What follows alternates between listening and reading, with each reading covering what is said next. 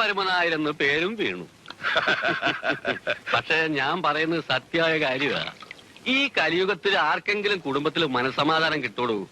ആട്ടെ, തനിക്കുണ്ടോ എന്ന് ചോദിച്ചാ ഇല്ല അല്ലേ?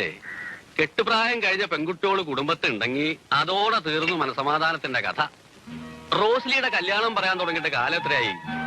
ഇന്ന് ആ കുട്ടി പള്ളിയിൽ പോയിട്ട് വരുന്നത് കണ്ടു. അതിന്റെ മുഖത്ത് എപ്പോഴും ഒരു ആധിയ. അത് ഞങ്ങള് ശ്രദ്ധിക്കാഞ്ഞിട്ടല്ല നായരെ. അവക്ക് ഒരു ദൈവവിളി ഉണ്ടായി. ദൈവവിളിയോ? അതെ, കർത്താവിന്റെ മണവാട്ടിയായിട്ട്. മൂത്തതിനെ മണവാട്ടിയായിട്ട് അയച്ചില്ലടോ. ഇതിനെങ്കിലും ഒരു കുടുംബജീവിതം കൊടുക്ക്.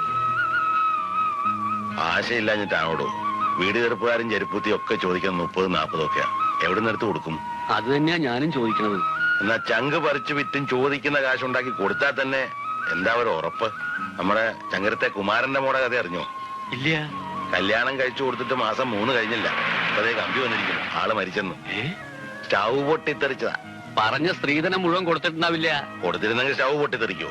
കലികാല വൈഭവം. ഞാൻ പറഞ്ഞ ആർക്കും വിശ്വാസാവില്ലല്ലോ. ലോകം മുഴുവൻ കലി ബാധിച്ചിരിക്കും.